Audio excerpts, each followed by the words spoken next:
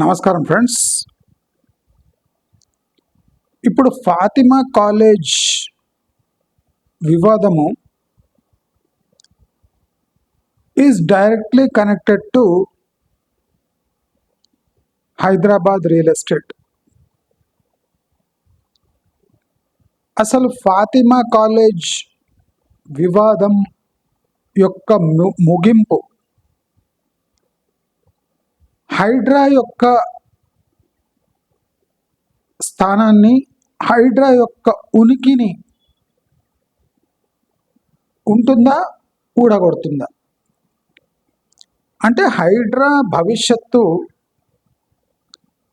Fatima college పతనంపై ఆధారపడి ఉంది. ఇది స్పష్టమవుతుంది. అదే కాకుండా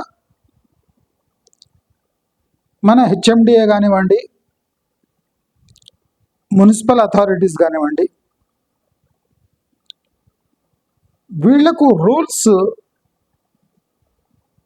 చేంజ్ చేసే సౌలభ్యం ఉంది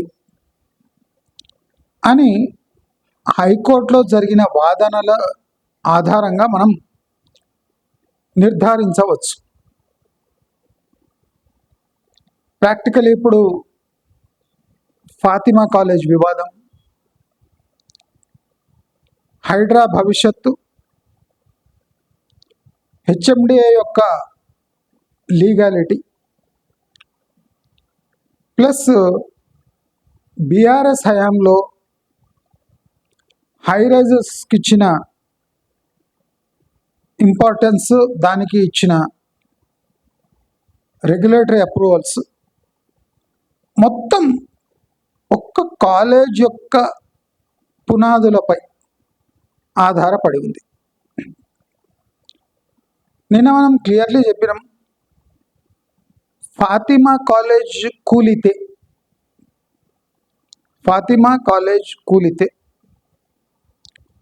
హై రైజ్లను కూల్చడం అదొక పెద్ద ఛాలెంజ్గా మారుతుంది. జస్ట్ ఎగ్జాంపుల్ నేను ఒకటి ఇస్తాను. ఏ సామాన్యుడైనా చేయొచ్చు పని. ఫాతిమా కాలేజ్ కూలింది. కూలటానికి కారణమేమి? ఎఫ్టిఎల్ జోన్లో చెరువు నడిబొడ్డున చెరువుని పూడ్చేసి ఒక కాలేజ్ కట్టడం జరిగింది. ఫాతిమా కాలేజ్ భూమి యొక్క అర్థమేమి? అంటే వాళ్ళు కట్టిన భూమి అది ఎలాంటి స్వభావం కలిగి ఉంది? చాలా డేంజరస్ ఇది. ఫాతిమా కాలేజ్ అసలు ఏ భూమిపై కట్టలేదు. ఫాతిమా కాలేజ్ అప్రూవల్స్ తీసుకోలేదట. వాళ్ళు ఎందుకు తీసుకోలేదు? మనం దీన్ని పోస్ట్మార్టం చేద్దాం. ఎందుకు తీసుకోలేదు అంటే, ఫాతిమా కాలేజ్ అసలు భూమిపైనే కట్టలేదు. అంటే there is no land under Fatima college. ఇది లీగాలిటీ. అంటే ఫాతిమా కాలేజ్ భూమిపైనే కట్టలేదు. ఇది అసలు రహస్యం. ఫాతిమా కాలేజ్ భూమిపైనే కట్టలేదు. ఫాతిమా కాలేజ్ ఎక్కడ కట్టినరు? చెరువును పూడ్చి దానిపై కట్టినరు. చెరువు ఉంది, చెరువు ఎగ్జిస్టెంట్. దెర్ ఈజ్ శంఖం చెరువ ఏమో ఉంది కదా దాని పేరు. ఆ చెరువు ఉంది అంటే అక్కడ భూమి లేదు అని అర్థం. అక్కడ చెరువు ఉంది అంటే భూమి లేదు. నీళ్లపైన అయితే భూమి తేలదు కదా. ఎక్కడ వరకు చెరువు ఉందో అక్కడ బిల్డింగ్లు వచ్చే అవకాశం లేదు. అంటే నీటిపై ఒక బిల్డింగ్ని కట్టలేము. అదేం డ్యామ్ కాదు కదా, అదొక ఎడ్యుకేషన్ ఇన్స్టిట్యూషన్ యొక్క బిల్డింగ్. అంటే ఈ ఎడ్యుకేషన్ ఇన్స్టిట్యూట్ యొక్క బిల్డింగ్ నీళ్లపై తేలాడతలేదు, అది భూమిపై ఉంది, కానీ చెరువు మధ్యలో ఉంది. అంటే భూమికి వాల్యూ లేదు, అదంతా నీరున్నట్టే. లీగలీ ఆ చెరువులో నీళ్లు నిండి ఉన్నట్టే. అక్కడ బిల్డింగ్ ఉన్నా, అది పూడ్చినా, అక్కడ ఒక పెద్ద బిల్డింగ్ కట్టినా, దానికి అప్రూవల్స్ ఉన్నా లేకున్నా, అక్కడ అది భూమే కాదు, దానిపై ఉన్నది బిల్డింగే కాదు. లీగల్ భాషలో ఇది అంటే ఇలా ఉంటుంది. అంటే భూమే కాదు, దానిపై బిల్డింగే లేదు, మరి కూల్చడం దేనికి?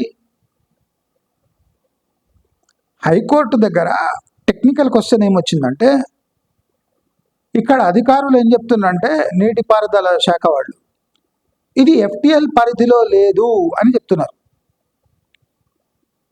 చెరువుని పూడ్చి చెరువు మధ్యలో పోయి ఒక బిల్డింగ్ని కట్టి అది మ్యాప్లో క్లియర్లీ కనిపిస్తుంటే వీళ్ళు కోర్టు ముందు ఎంత ధైర్యంగా ఇది ఎఫ్టిఎల్లో లేదు అని చెప్తున్నారు. అంటే వీళ్ళ విచ్చలవిడితనం చూడండి. అంటే వీళ్ళ పాలసీస్, వీళ్ళ రూల్స్ ఎవరిష్టం వచ్చినట్టు వాళ్ళు చెప్పొచ్చు, ఇంటర్ప్రిట్ చేయవచ్చు. ఇప్పుడు సపోజ్ ఈ ఫాతిమా కాలేజ్ బఫర్ జోన్లో ఉందనుకోండి. ఫాతిమా కాలేజ్ బఫర్ జోన్లో ఉంది. అయితే నేను 100% గ్యారంటీ ఇస్తా, వీళ్ళు కూల్చుకుంటారు దాన్ని. అంటే ఈ కేసు కొట్టేయబడుతుండే ఇఫ్ Fatima college was in buffer zone. కానీ ఇది ఫుల్ ట్యాంక్ లెవెల్, అది చెరువు మధ్యలో ఉన్నందుకు వీళ్ళకి ఎస్కేప్ రూట్స్ లీగల్గా క్లోజ్ అయిపోయింది. రాజకీయ ఒత్తిడిలతో వాళ్ళు ఆ కాలేజ్ని నిలబెట్టుకోవచ్చు, కానీ లీగల్గా టెక్నికల్గా ఆ కాలేజ్ నిలబడదు. ఎందుకంటే పత్రాలలో ఆ కాలేజ్ లేనే లేదు, ఆ భూమే లేదు. కాలేజ్ అయితే భూమి లేనప్పుడు కాలేజ్ ఎక్కడి నుంచి ఉంటుంది? అందుకోసం అప్రూవల్స్ తీసుకోవాలి. అంతే. ఇంత పచ్చిగా ఉంది దాంట్లో కేసు, అంత పచ్చి కేసు. దాంట్లో ఈ ఇరిగేషన్ అధికారులు ఏం చెప్తున్నారంటే అది ఎఫ్టిఎల్లో లేదు అని చెప్తున్నారు. అందుకోసము జడ్జి వాళ్ళని మందలించి అసలు మ్యాప్ చూసిండ్రా లేదా అని రివర్స్ క్వశ్చన్ వేయడం జరిగింది. అంటే అధికారులు అంత చిల్లరగా తయారయ్యారు. అధికారులు చిల్లరగా తయారు కావడానికి కారణం ఎవరు? రేవంత్ రెడ్డి. ప్రాక్టికలీ రేవంత్ రెడ్డి వీడియో ఒకటి వైరల్ అవుతుంది, మనవాడి కోసం పూరీలు చేస్తున్న రేవంత్ రెడ్డి. నా ప్రకారం రేవంత్ రెడ్డికి అది correct job. Practical Revanth Reddy ఆ పని చేయాలి, కానీ అనవసరంగా ఆయన చీఫ్ మినిస్టర్ అయి తెలంగాణను టార్చర్ చేసే పనిలో ఉన్నాడు. కాబట్టి ఆ పూరి బాగా చేశాడు, అద్భుతంగా చేశాడు. చాలామంది మహిళల కన్నా మంచి పూరి వేయించాడు. ఒక బాధ్యత గల తాత అనిపించుకుంటున్నాడు.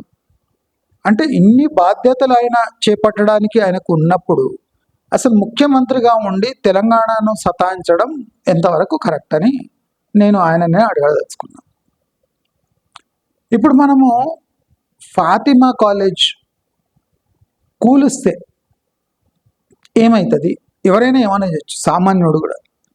ఫాతిమా కాలేజ్ అండర్ ఏ లాస్లో ఫాతిమా కాలేజ్ కూల్చారో దాని కాపీ తీసుకుపోయి కోర్టు తీర్పు తీసుకుపోయి ఎవడైనా సామాన్యుడు ఆయనకు ఏదైనా హైరైజ్ ఎఫ్టిఎల్లో ఉంది, బఫర్ జోన్లో ఉంది అనిపిస్తే డైరెక్ట్గా ఫిర్యాదు చేయొచ్చు. ఇక్కడ ఆల్రెడీ కోర్టు జడ్జిమెంట్ ఉంది, ఇక కొత్తగా జడ్జిమెంట్ వచ్చే అవసరం లేదు. ఎఫ్టిఎల్లో ఉన్న పరిధిలో ఉన్న బిల్డింగ్ కూలింది అంటే మన హైదరాబాద్ చుట్టుముట్టు ఎఫ్టిఎల్లో ఉన్న పరిధిలో బిల్డింగ్లన్నీ కూల్చవలసిందే. ఆల్రెడీ జడ్జిమెంట్ వచ్చేసింది కదా. ఫాతిమా కాలేజ్ కూలింది అంటే అర్థం ఏమి?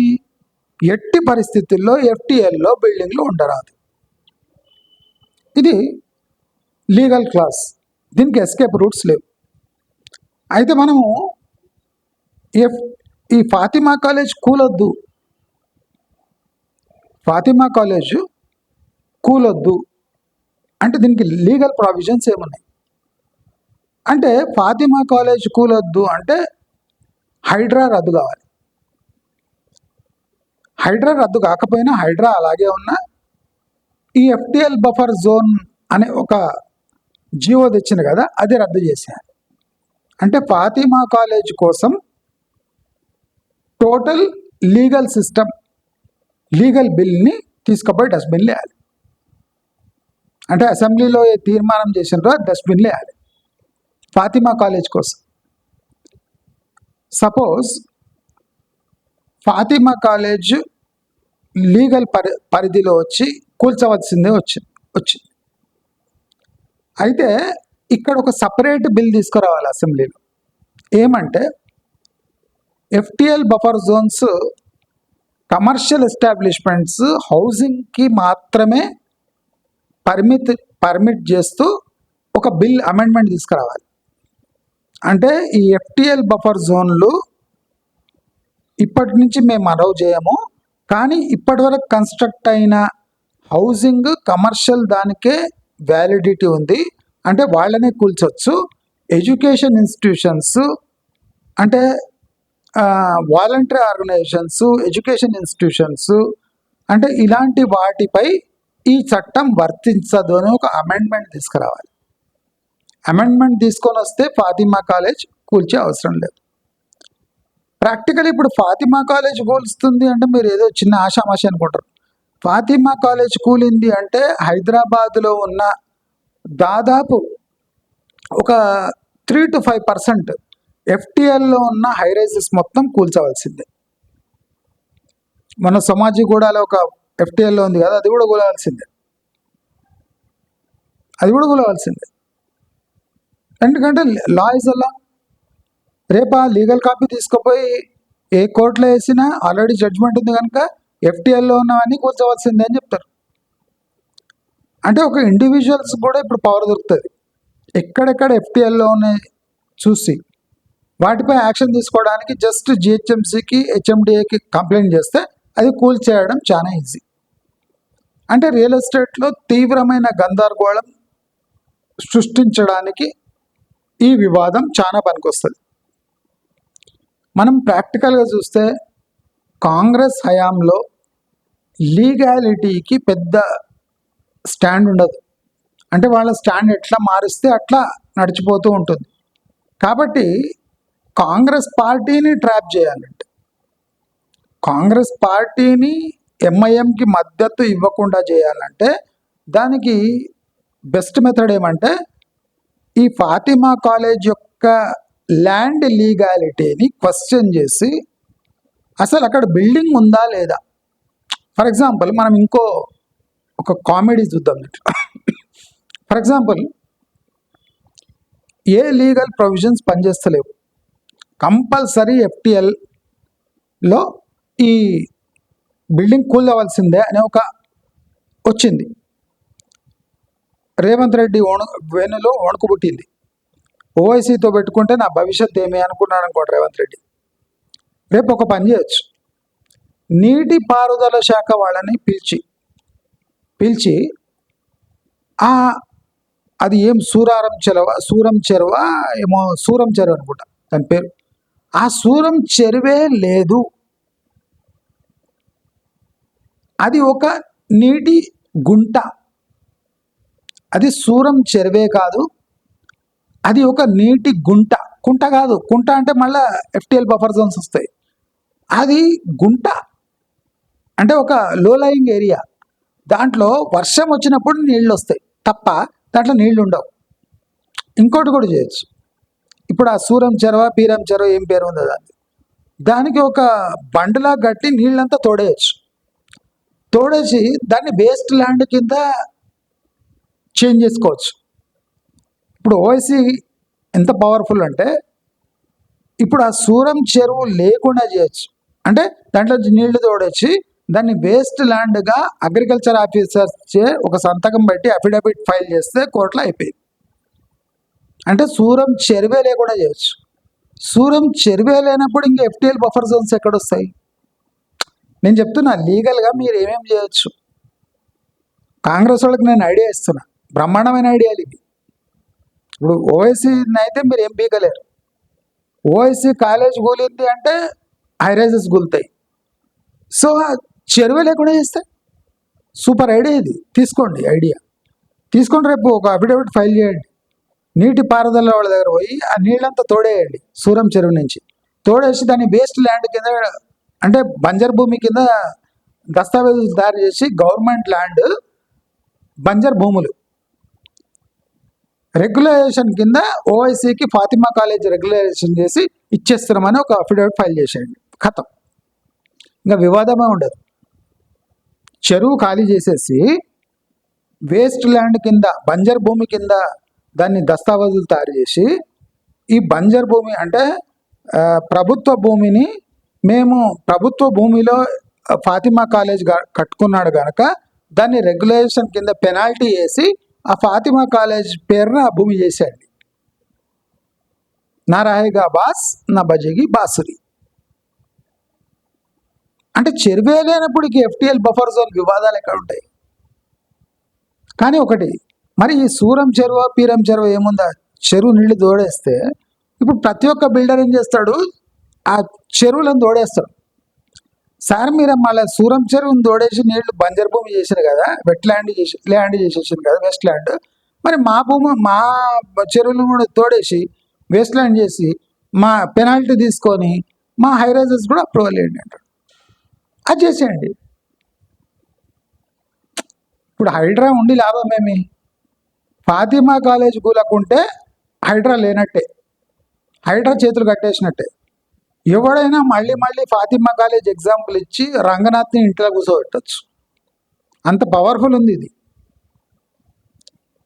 ఇలాంటి పనులే ఇప్పుడు హైదరాబాద్లో మనం చూస్తున్నాం. మూసీ ప్రక్షాళన అదైతే పక్కా స్కామ్, 100% స్కామ్. నేను రాసిస్తా, నేను అదే చెప్పిన బాండ్ పేపర్, నాకు పవర్ ఉంటే బాండ్ పేపర్ మీద రాసిస్తా, అది స్కామ్. బాపు ఘాట్ వరకు ప్రక్షాళన అనేది జోకు, ఎందుకంటే అక్కడ పొల్యూషన్ కానే కాదు. అక్కడ వరకు హుసేన్ సాగర్ దీన్ని మన హిమాయత్ సాగర్ పక్కకున్న దీన్ని ఆ 2 జలాశయాల నుంచి నీళ్ళు వస్తుంటాయి ఫ్రెష్గానే. బాపు ఘాట్ వరకు పొల్యూషన్ ఉండదు. బాపు ఘాట్ దాటినాక పొల్యూషన్ ఉంటుంది. అంటే అస్సలు కథ బాపు ఘాట్ నుంచి స్టార్ట్ అవుతుంది. కానీ వీళ్ళు ఏం చేసినారు, బాపు ఘాట్ వరకు పొల్యూషన్ ఉండదు, ఏమంటే అది చేయొచ్చు, చూపించచ్చు బుక్స్ మీద, ఏదైనా వింతల విశేషాలు చేయొచ్చు. అక్కడ ల్యాండ్ ఎక్వైజిషన్ కూడా బాపు ఘాట్ దగ్గర అంత అవసరం లేదు. బాపు ఘాట్ తర్వాత అంతా తమాషా స్టార్ట్ అవుతుంది. ఆ తమాషా కన్నా ముందు 2 ఏళ్ళు ఒక 4,000 కోట్లు పెట్టి సర్వనాశనం చేసేస్తే అయిపోయాయి, మంచిగా ఆరామ్గా 4,000 కోట్లు జేబులు వేసుకోవచ్చు. ఇప్పుడు నేను చెప్తున్నా కదా, వరద వస్తే అక్కడ డెవలప్మెంట్స్ అన్నీ కొట్టుకుపోతాయి. అంటే వీళ్ళు ఖర్చు చేసే 4,000 కోట్లు కృష్ణార్పణం. అంటే వీళ్ళు చేసే పనులు ఇట్లుంటాయి, నేను చెప్తున్నా చెత్త పనులు ఇట్లుంటాయి. ఇప్పుడు హైడ్రా ఒక కొత్త బిల్ తీసుకొని వచ్చింది, అంటే ఒక ఆఫర్, ఫర్నిచరు అవి ఇవి పారేయొద్దట. జస్ట్ ఒక ఫోన్ కొడితే వచ్చి ఫర్నిచర్ అవన్నీ తీసుకుపోతారట. హైదరాబాదులో ప్రతి సంవత్సరం 90,000 కోట్ల డ్రై వేస్ట్ తయారవుతుంది. అంటే జిహెచ్ఎంసీ 90,000 కోట్లు సంపాదించవచ్చు. కానీ జిహెచ్ఎంసీకి 400 కోట్ల ఆదాయం ఉంది వేస్ట్ పైన. అంటే మిగతా వేస్ట్ అంతా ఈ బండోళ్ళు, మధ్యవర్తులు, ఆఫీసర్లు తినేస్తున్నారు. 90,000 కోట్ల డ్రై వేస్ట్, అంటే ప్లాస్టిక్, టిన్ను, వేరియస్ మెటల్స్, ఎక్కువ ప్లాస్టిక్ అనుకోండి. ఈ పదార్థాలు మనకు వేస్ట్లో దొరుకుతాయి. దాన్ని అమ్ముకుంటే 90,000 కోట్లు వస్తాయి ప్రతి సంవత్సరం జిహెచ్ఎంసీకి. కానీ 400 కోట్లు వస్తున్నాయి. దానివల్లనే మన మీద ట్యాక్సులు, వెల్త్ ట్యాక్స్ ఇవ్వండి, ఆ ట్యాక్స్ ఇవ్వండి, చెత్త ఏరడానికి ట్యాక్స్ ఇవ్వండి, చెత్త తీసుకోపోవడానికి నెలకు 140 ఇవ్వండి. అంటే మన తీల్చి మన నోట్లో పెడుతున్నా అన్నట్టు. అంటే అటువంటి దరిద్రమైన పాలన కొనసాగుతుంది. ఇది ఇక్కడనే వీళ్ళకి ఫండ్స్ లేవు అంటే ఏషియన్ డెవలప్మెంట్ బ్యాంక్ దగ్గర మూసీ ప్రక్షాళనకు ఫండ్స్. రేపు ఎస్టీపీలు ఎక్కడ కడతారు? ప్లేస్ ఎక్కడుంది ఎస్టీపీలకు? బఫర్ జోన్లో అయితే ఎస్టీపీలు కట్టలేరా? Buffer zone is buffer zone. there should not be any construction activity, even if it is a government అంటే స్ట్రక్చర్. సో బఫర్ జోన్ బయట ప్లేస్ ఎక్కడ ఉంది 36 ఎస్టీపీలు కట్టడానికి? ఫస్ట్ అది క్వశ్చన్. అంటే వీళ్ళ ప్రక్షాళనకు అడ్డు ఏమేమి ఉన్నాయని చెప్తున్నాను. బాపు ఘాట్ వరకు అయితే జోక్ అది. బాపు ఘాట్ వరకు ప్రక్షాళన అనేది జోక్. అక్కడ ఏం ప్రక్షాళన చేయడానికి లేదు. దానికోసం 4,000 కోట్లు కేటాయించేసుకుంటారు వాళ్ళు పంచుకోవడానికి ఇవన్నీ. కాబట్టి నేను చెప్తున్నది ఒకటే సింపుల్గా, హైదరాబాద్ టోటల్ డౌన్ టర్న్లో ఉంది. దీన్ని ఎవ్వడు కాపాడలేడు. 3 ఏళ్ల వరకు సర్వనాశనం అయితే పోతుంది. కాబట్టి మీరందరూ అంటే అతి ఉత్సాహంతో ఏం చేయడానికి పోకండి. ఎందుకంటే పతనం వైపు ఫాస్ట్గా పోతుంది హైదరాబాద్. ఇప్పుడు చూడండి, ఫాతిమా కాలేజ్ వివాదం, ఇప్పుడు మన మాంగ్లీ వివాదం లాగా ఏమైనా అయితే మంచిదే. ఇప్పుడు మాంగ్లీ 100 కోట్లు స్కామ్ చేసి ఇంకా కూలింగ్ గ్లాసెస్ వేసుకొని తిరుగుతుంది హోస్ట్గా అంటే ఆశ్చర్యం వేస్తుంది మనకు. చిన్న చిన్న ఏదైనా ఐటీ వివాదాలను చేరుకుంటే మనం చాలా ప్రాబ్లం అవుతుంది. ఇప్పుడు 100 కోట్ల మోస్ట్లీ 1000 కోట్ల రూపాయలు స్కామ్ చేసేసి ఆమె మంచిగా ఆరాంగా తిరుగుతుంది. అంటే వీళ్ళ రాజకీయ ఇట్లుంటుంది. మాంగ్లీని ఆమె అఫీషియల్గా స్కామ్ అయినాక కూడా ప్రభుత్వం పిలిచిందంటే ఎంత విచ్చలవిడితనం చూడండి. Revanth Reddy is the most అంటే unfit person for chief minister's post నాకు ఇప్పుడు అనిపిస్తుంది. ఎట్లా ఏం మనిషిరా నాయన. ఇప్పుడు కాళేశ్వరం, ఇప్పుడు ఈయన చేసిన నిర్వాహకం వల్ల కాళేశ్వరం లీగల్గా అయిపోతుంది. కాళేశ్వరం 1,00,000 కోట్లు మింగేసిండు కేసీఆర్. కానీ ఇప్పుడు ఈటల రాజేందర్ని అడ్డం పెట్టుకొని BJP Kaleshwaram is right project, దాంట్లో స్కామే కాలేదని ఈటల రాజేందర్ ముందర పెట్టుకొని కేసీఆర్ నేను వేసుకొని వస్తుంది. అంటే వీళ్ళు ఏంటంటే ఇప్పుడు కాంగ్రెస్ వాళ్ళు కూడా 2.5 years టైం పాస్ చేసినందుకు ఆ వివాదం కాస్త లీగల్గా మారేసి ఇప్పుడు కాంగ్రెస్ నెత్తిని ఈ స్కామ్ అంతా నెత్తి కాంగ్రెస్ మీద పడ్డట్టే. అంటే ఏం కాలేదు స్కాము, అన్నీ మంచిగా జరిగినాయి. పంప్ హౌస్ కూడా మునిగిపోలేదు. ఇట్లా బటన్ ఆన్ చేయగానే నీళ్లు ఎత్తిపోయొచ్చు. సో ఫార్మర్స్కి నష్టం కావద్దు అంటే ఇవన్నీ ప్లాంట్లు ఓపెన్ చేయాలి. ఎందుకు ఓపెన్ చేయాలి? దాంట్లో స్కామ్ ఏమి జరిగింది క్లియర్ కాకుండా ఆ పంపులు ఎందుకు ఓపెన్ చేయాలి అంటే వీళ్ళకు కొట్లాడే విధానం తెలియదా లేదా కాంప్రమైజ్ అయిపోయారు? అంటే కాంప్రమైజ్ అయిపోయారు. ఇప్పుడు మొన్న ప్రెస్ మీట్ పెట్టి ఒక ముఖ్యమంత్రి చెప్తే ముఖ్యమంత్రి అభాస్పాలు అయిపోయాడు. అక్కడ క్లియర్లీ స్కామ్. ఆ కాళేశ్వరం మొత్తం స్కామ్, మేడిగడ్డ స్కామ్, కూలుతున్నాయి, కూలిపోతుంది. అయినా ఇది స్కామ్ కాదని బుకాయించే సన్నాసులు ఇంకా అంత ధైర్యంగా ఉన్నారంటే దానికి కారణం వీళ్ళు చేసుకున్న అరేంజ్మెంట్, పొలిటికల్ అరేంజ్మెంట్. ఇవాళ సడన్గా ఈటల రాజేందర్ లేచి వచ్చిండు. ఎందుకు లేచి వస్తుండు? బీజేపీ ప్రోద్బలంతో కాళేశ్వరంలో కేసీఆర్ని కాపాడడానికి. ఎందుకంటే నెక్స్ట్ ఎలక్షన్కి వీళ్ళ పొత్తు కావాలి కదా. దీంట్లో రేవంత్ రెడ్డి పాత్ర కూడా ఉంది. ఇప్పుడు రేవంత్ రెడ్డికి కూడా ఈ ఎత్తిపోతల పథకాలు పనిచేయద్దు, పని చేయకుండా నీళ్ళన్నీ ఆంధ్రాకు పోవాలి. ఎందుకురా ఆంధ్రాకు పంపిస్తున్నాం అంటే ఎత్తిపోతల పథకాలు స్కామ్ కనుక దీంట్లో ఎత్తిపోయలేము కనుక ఆ నీళ్లు మేము ఆంధ్రాకు పంపిస్తున్నామని సాకు చెప్పడానికి ఈ ఎత్తిపోతలను ఆపిండు అని వీళ్ళు కూడా అటాక్ చేస్తారు. ఇదే 2 సంవత్సరాలు వెనుక జరిగింటే ఈ అటాక్ పవర్ఫుల్ ఉంటుండే. కానీ ఏం చేసాడు? కాంప్రమైజ్ అయిపోయాడు.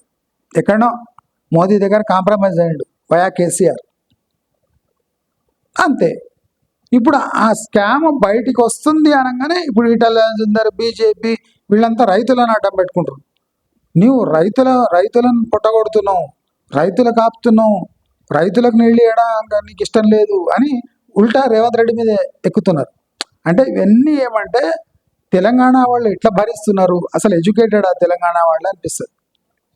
ఈ సన్నాసులు ఫాతిమా కాలేజ్ FTL లేదట, ఆ అధికారిని పట్టుకొని ఏం చేయాలి అది చేయాలి లీగల్గా. వాడు ఎవడిచ్చిండు కదా, ఈ సంతకం చేసిండు కదా FTL లేదని, వాడిని అసలు జైలు వేయాలి. అంటే కోర్టుకు తప్పుడు అఫిడవిట్ ఇచ్చినందుకు వాడిని జైలు వేయాలి. అవును, కోర్టుని తప్పుదో పట్టించినందుకు వాడిని జైలు వేయాలి. వేస్తారా? నేను చెప్తున్నా కదా, ఇవన్నీ కాళేశ్వరం అనేది క్లియర్ కట్ స్కామ్. కూలిపోయినాయి, చెక్ డ్యామ్స్ కూలిపోతున్నాయి. ఇప్పుడు అంటే దాన్ని డైవర్ట్ చేయడానికి లేదా చిన్న స్టోరేజ్ లెవెల్ కోసం కట్టిన ఆ, అవి కూడా మేడిగడ్డ అటువంటివి కూడా లీక్ అవుతున్నాయి, క్రాక్స్ వచ్చినాయి, పోతున్నాయి అంటే దానికి కారణం ఏంది? సంవత్సరం లోపలే కట్టిన సంవత్సరం లోపలే ఇదంతా. ఇప్పుడు రాజకీయంగా ఇదైపోయి ఆ, అంటే తెలంగాణ వాళ్ళు జస్ట్ చూద్దాం చూసుకుంటూ కూర్చోవాలి. ఇక్కడ ఏం చేయలేడు వాడు.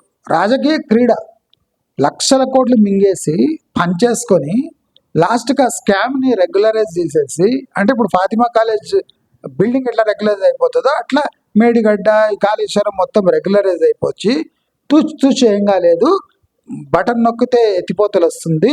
సో మేమే దీన్ని మళ్ళీ ప్రక్షాళన చేసి మొదలు పెడుతున్నామని కాంగ్రెస్ క్రెడిట్ తీసుకోవడానికి ట్రై చేస్తుంది. కేసీఆర్ అస్సలు ₹1 తినకుండా నేను కాళేశ్వరం కట్టినా అని ఆయన క్రెడిట్ తీసుకుంటాడు. అంటే వచ్చే ఎలక్షన్ వరకు వీళ్ళిద్దరూ యేసు ప్రభు శిష్యులే, పవిత్ర ఆత్మలే, పరిశుద్ధ ఆత్మలు వీళ్ళిద్దరు. అంటే హౌలగాండ్లు ఎవరు? తెలంగాణ వాళ్ళు హౌలగాండ్ల అని అర్థం. అంటే తెలంగాణ ప్రజల చెవులో పువ్వెట్టి వాళ్ళని పిచ్చోళ్ళు చేసి వీళ్ళు ఇన్ని ఏండుగా ఆడుకుంటూ సిగ్గు లేకుండా మమ్మల్ని అందరినీ దీన్ని నమ్మండి అని మళ్ళీ కొత్త నాటకాన్ని తెరపైకి తెస్తున్నారు.